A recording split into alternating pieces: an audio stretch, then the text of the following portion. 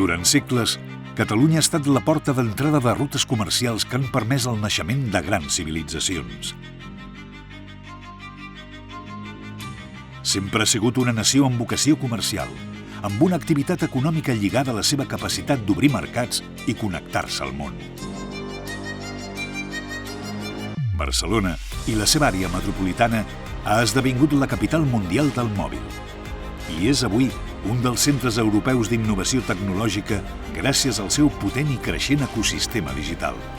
Si al segle XX la indústria va necessitar bones infraestructures com autopistes, ports i aeroports, ara, al segle XXI, les empreses necessiten infraestructures digitals amb connectivitat global.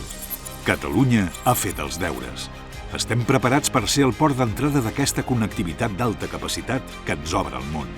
Ens permet desenvolupar la nova economia digital i reforçar el paper de Catalunya com a hub digital.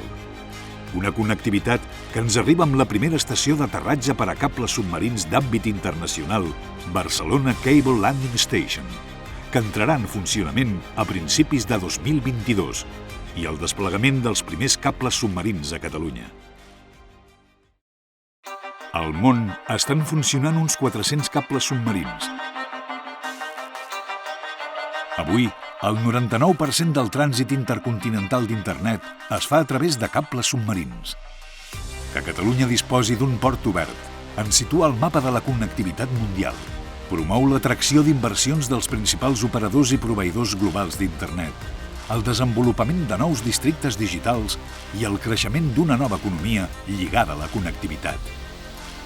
Més inversió i més ocupació en un moment clau per la reactivació econòmica. Catalunya s'ha connectat a internet i al món.